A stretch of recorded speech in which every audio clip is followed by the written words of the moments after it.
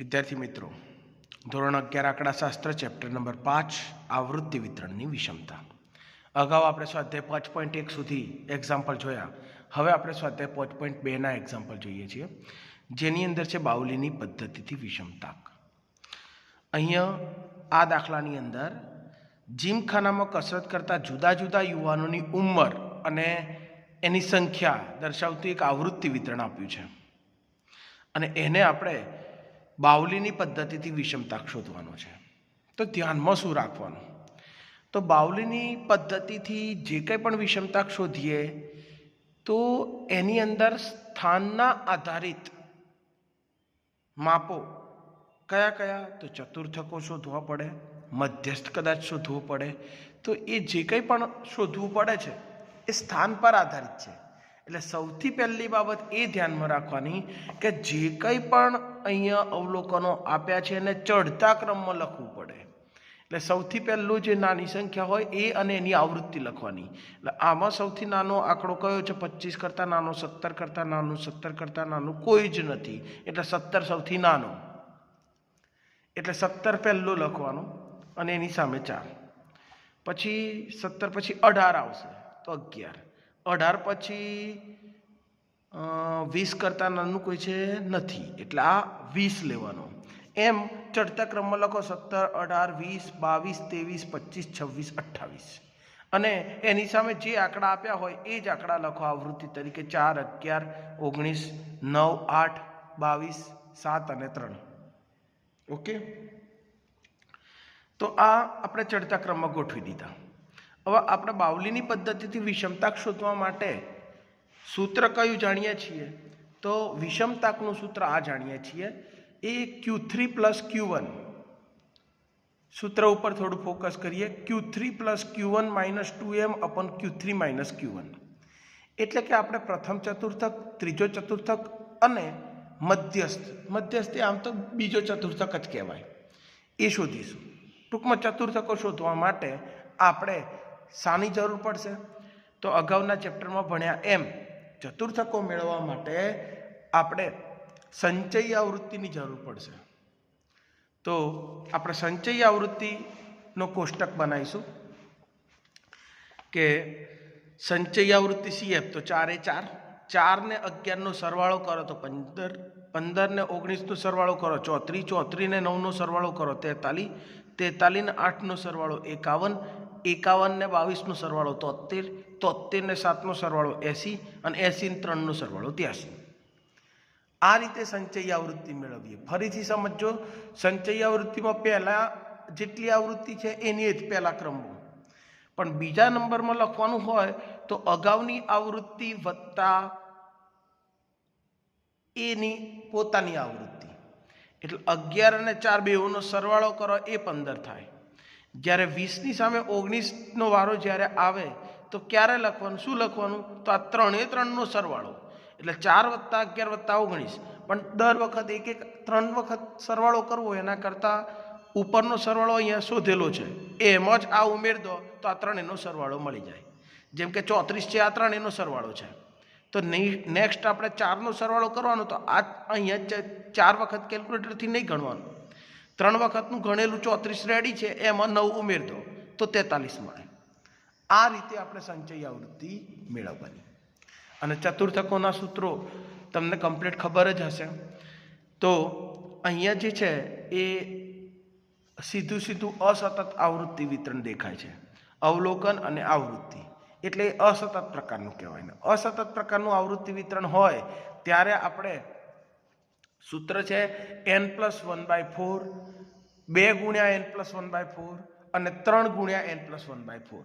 આ રીતે આપણે ત્રણેય ચતુર્થકો મેળવીએ છીએ.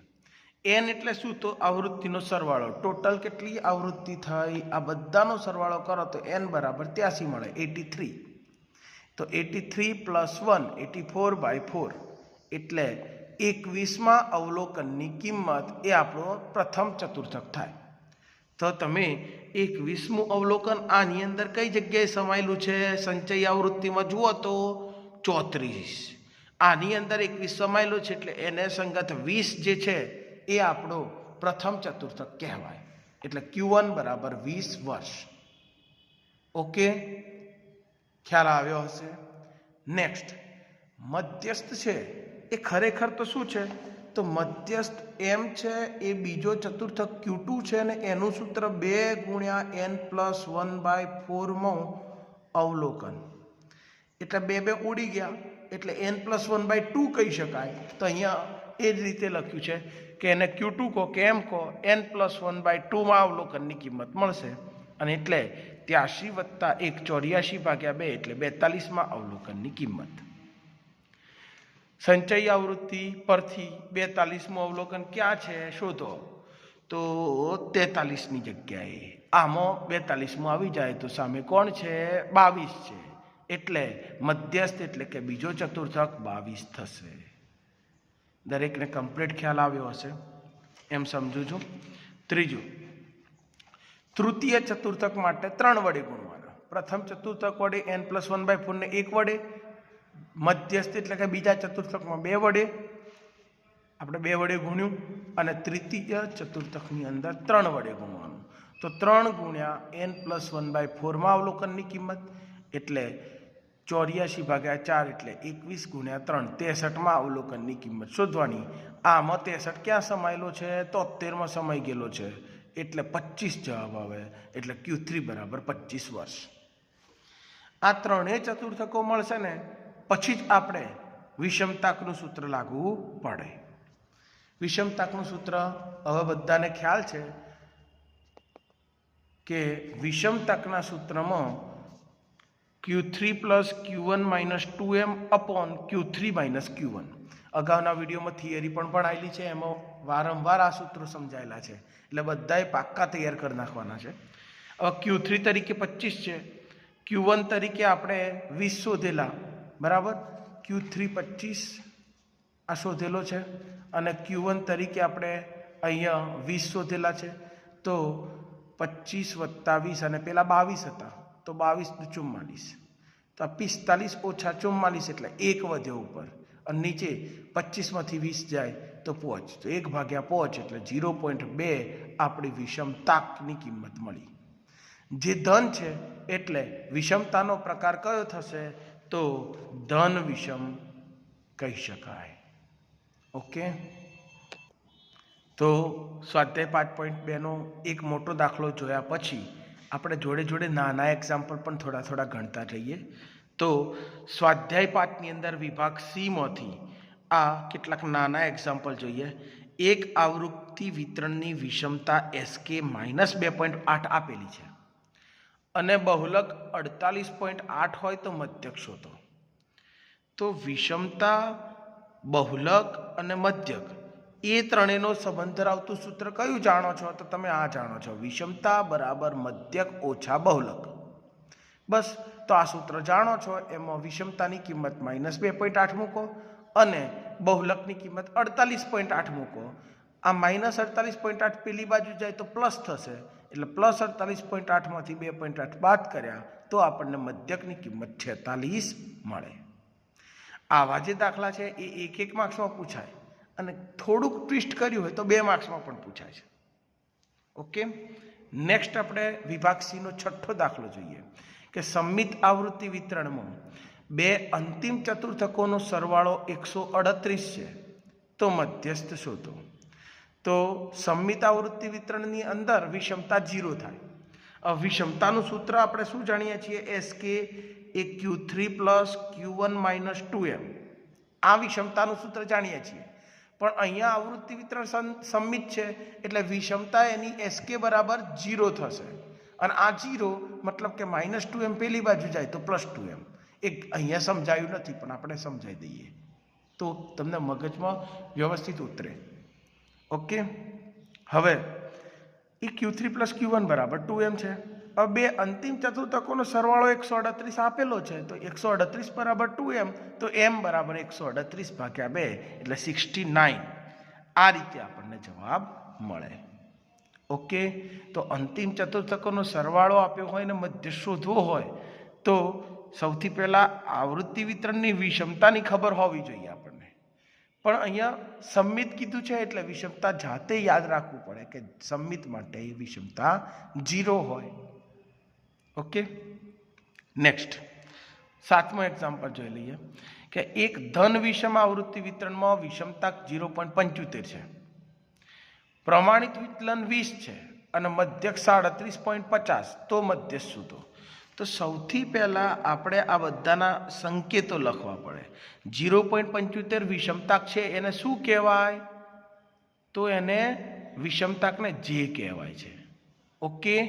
પછી પ્રમાણિત વિચલન જે આપ્યું છે, પ્રમાણિત વિચલન એને શું કહેવાય? તો પ્રમાણિત વિચલનને એસ કહેવાય છે. મધ્યકને આપણે એક્સ બાર કહીએ છીએ અને મધ્યસ્થ એટલે એમ. ઓકે. તો આપણે જે કંઈ પણ માહિતી આપીએ અને સંકેતમાં લખીએ તો જે, એસ, એક્સ બાર અને એમ. આ એમ શોધવાનો છે. સૂત્ર વિષમતાકનું કયું લાગુ પડે કે જેમાં મધ્યસ્થે આવે, મધ્યકે આવે, પ્રમાણિત વિચલને આવે? તો આ સાદિત સૂત્રવાળું, કેમ કે કાર્લ પિયર્સનના 2 સૂત્રો છે, એમાં એક સૂત્ર એક્સ બાર ઓછા m0, પણ m0 એટલે બહુલક. અહીં તો બહુલકની કોઈ વાત જ નથી, એટલે બીજું સૂત્ર એવું જ કંઈક હતું, 3 કૌંસમાં એક્સ બાર ઓછા એમ. તો જે બરાબર 3 કૌંસમાં એક્સ બાર ઓછા એમ ભાગ્યા એસ. અને આ સૂત્ર મુજબ આપણે વિચારીએ તો જેની કિંમત 0.75 અને એક્સ બારની કિંમત આપેલી છે મધ્યક 37.50, એટલે 5 જ કહેવાય, અને એસ તરીકે આપે છે 20. આનું આપણે સાદુરૂપ આપીએ એટલે આ 20 સામે ગુણાય, 3 વડે ભગાય અને 37.5માંથી જે જવાબ મળે બાદ કરીશું. ઓકે. તો આ રીતે 20 વડે સામે ગુણ્યા અને પેલો 3 હતો અંદર ગુણી કાઢ્યો, 112.5 ઓછા 3m. હવે આ ઓછા 3m છે એ પેલી બાજુ જશે, આનો ગુણાકાર 15 થયો એ આ બાજુ આવશે. ટૂંકમાં -3m જમણી બાજુથી ડાબી બાજુ જશે તો પ્લસ થશે, અને +15 ડાબી બાજુથી જમણી બાજુ જશે તો માઇનસ થશે. તો 112.5માંથી 15 બાદ કરો તો 97.5, અને એ 97.5ને 3 વડે ભાગીએ ત્યારે આપણને મધ્યસ્થની કિંમત મળે. તો આપણે દરેક વિડીયોની અંદર એક મોટો એક્ઝામ્પલ અને સાથે સાથે કેટલાક નાના એક્ઝામ્પલ આપણે ગણીશું. કોઈ પણ એક્ઝામ્પલમાં તમને ખબર ના પડતી હોય તો તમે મને વોટ્સઅપ પર જણાવી શકો છો, અને દરેકે વિડીયો ફરજિયાત જોઈ અને નીચે મારે રોલ નંબર લખવાના.